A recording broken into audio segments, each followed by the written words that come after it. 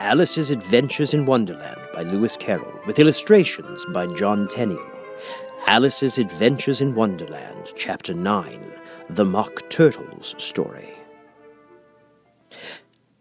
"You can't think how glad I am to see you again, you dear old thing," said the Duchess as she tucked her arm affectionately into Alice's, and they walked off together. Alice was very glad to find her in such a pleasant temper, and thought to herself that perhaps it was only the pepper that had made her so savage when they met in the kitchen. "When I'm a Duchess," she said to herself, not in a very hopeful tone, though, "I won't have any pepper in my kitchen at all. Soup does very well without.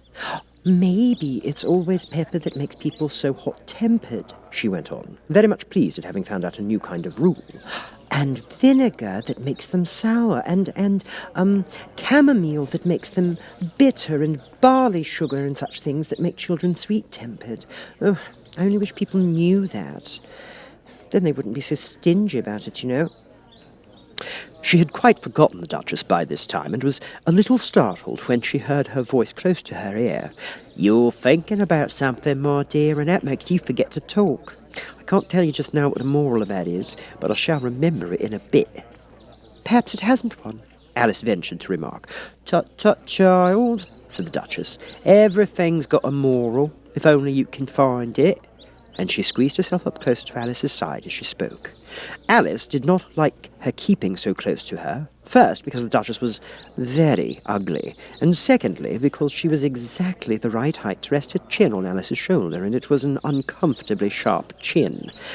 However, she did not like to be rude, so she bore it as well as she could. "The game's going on rather better now," she said, by way of keeping up the conversation a little. "'Tis so," said the Duchess, "and the moral of that is, oh, 'tis love that makes the world go round." "Somebody said," Alice whispered, "that it's done by everybody minding their own business." "Ah, well, means much the same thing," said the Duchess, digging her sharp little chin into Alice's shoulder. She added, "and the moral of that is, take care of the sense, and the sounds will take care of themselves." How fond she is of finding morals in things, Alice thought to herself. "I dare say you're wondering why I don't put my arm round your waist," said the Duchess after a pause. "The reason is, I'm doubtful about the temper of your flamingo. Shall I try the experiment?" "He might bite," Alice cautiously replied, not feeling at all anxious to have the experiment tried. "Very true," said the Duchess. "Flamingos and mustard both bite, and the moral of that is, birds of a feather flock together." "Only mustard isn't a bird," Alice remarked. "Right as usual," said the Duchess. "What a clear way you have of putting things." "It's a mineral, I think," said Alice.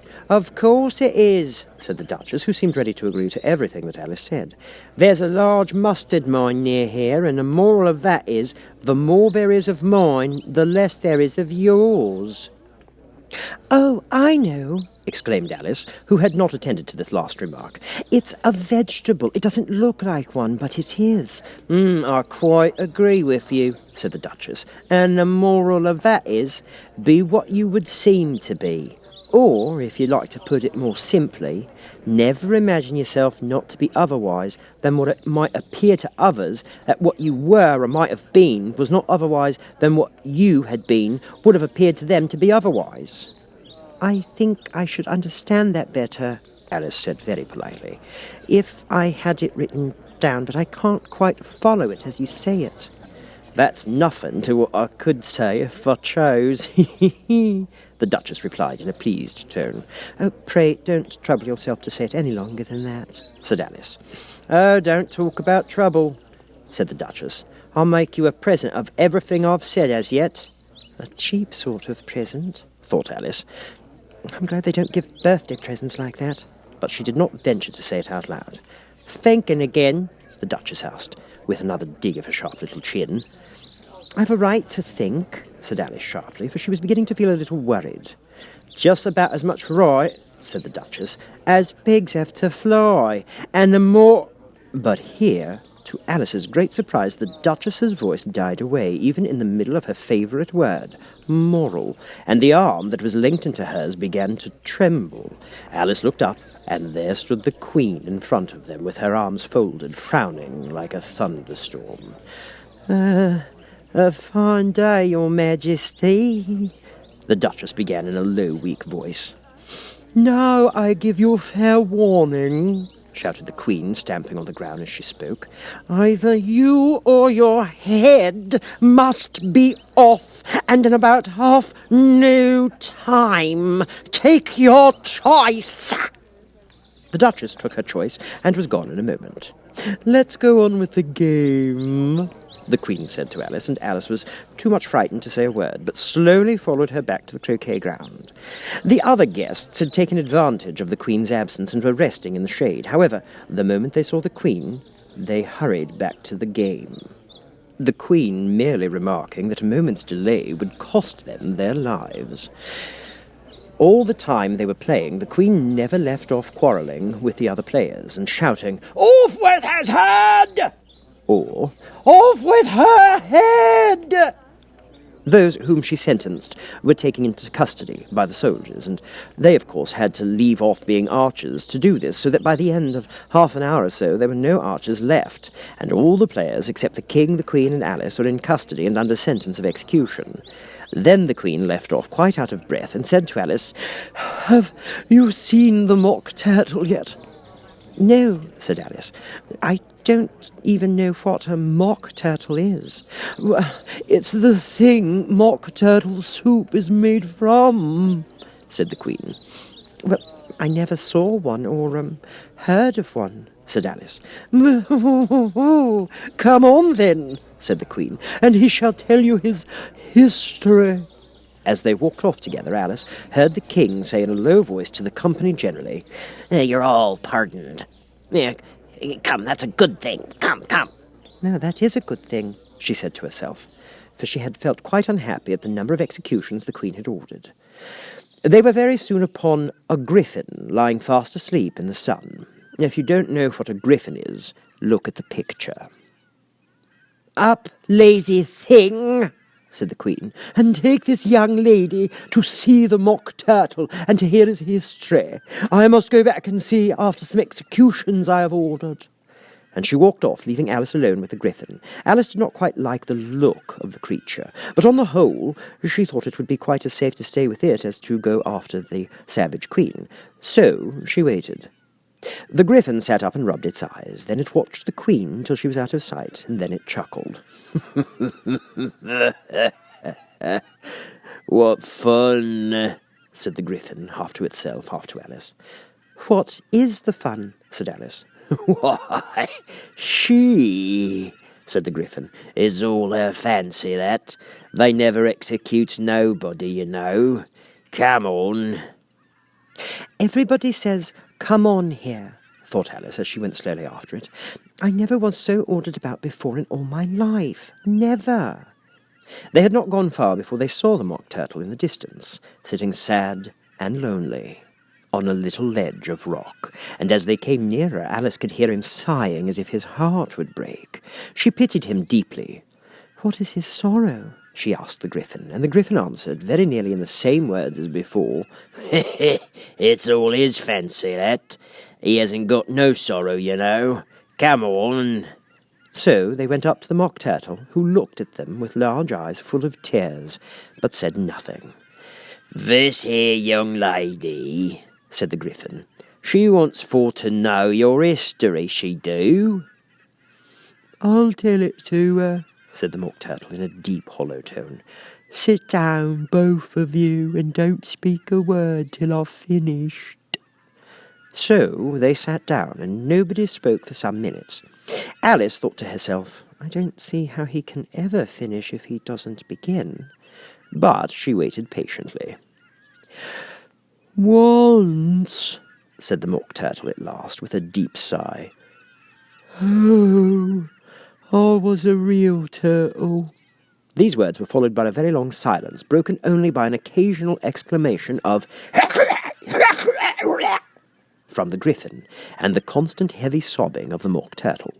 Alice was very nearly getting up and saying, "Thank you, sir, for your, interesting story," but she could not help thinking there must be more to come, so she sat still and said nothing. "When we were little," the Mock Turtle went on at last, more calmly, though still sobbing a little now and then, "we went to school in the sea. The master was an old turtle. We used to call him Tortoise." "Why did you call him Tortoise if he wasn't one?" Alice asked. "We called him Tortoise because he taught us," said the Mock Turtle angrily. "Really, you are very dull." "You ought to be ashamed of yourself for asking such a simple question," added the Gryphon. And then they both sat silent and looked at poor Alice, who felt ready to sink into the earth. At last the Gryphon said to the Mock Turtle, "Drive on, old fellow. Don't be all day about it." And he went on in these words. "Yes, we went to school in the sea, though you mayn't believe it." "I never said I didn't," interrupted Alice. "You did," the Mock Turtle said. "Hold your tongue," added the Gryphon before Alice could speak again. The Mock Turtle went on. "We had the best of educations. In fact, we went to school every day." "I've been to school too," said Alice. "You needn't be so proud as all that." "With extras?" asked the Mock Turtle a little anxiously. "Yes," said Alice. "We learned French and music." "And washing?" said the Mock Turtle. "Well, certainly not," said Alice indignantly. "Ah, then yours wasn't a really good school, was it?" said the Mock Turtle in a tone of great relief. "Now at ours, they had at the end of the bill French, music, and washing extra." "You couldn't have wanted it much," said Alice, "living at the bottom of the sea." "I couldn't afford to learn it," said the Mock Turtle with a sigh. "Oh, I only took the regular course." "And what was that?" inquired Alice. "Reeling and writhing, of course, to begin with," the Mock Turtle replied, "and then the different branches of arithmetic: ambition, distraction, uglification, and derision." "I never heard of uglification," Alice ventured to say. "What is it?" The Gryphon lifted up both its paws in surprise. "Never heard of uglifying?" it exclaimed. "You know what it is to beautify, I suppose?" "Well, yes," said Alice doubtfully. "It, means to make anything prettier?" "Well then," the Gryphon went on, "if you don't know what to uglify is, you are a simpleton." Alice did not feel encouraged to ask any more questions about it, so she turned to the Mock Turtle and said, "What else have you had to learn?"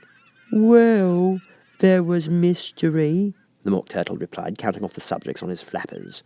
"Mystery, ancient and modern, with seography, then drawling. The drawling master was an old congaree that used to come once a week. He taught us drawling, stretching, and fainting in coils." "What was that like?" said Alice. "Well, I can't show it to you myself," the Mock Turtle said. "I'm too stiff, and the Gryphon never learned it." "Hadn't time," said the Gryphon. "I went to the classical master, though.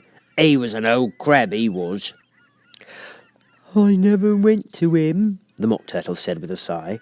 "Oh, he taught laughing and grief, they used to say." So he did," said the Gryphon, sighing in his turn, and both creatures hid their faces in their paws. "And how many hours a day did you do lessons?" said Alice, in a hurry to change the subject. 10 hours the first day," said the Mock Turtle, 9 the next, and so on. "What a curious plan," Alice exclaimed. "That's the reason they're called lessons," the Gryphon remarked.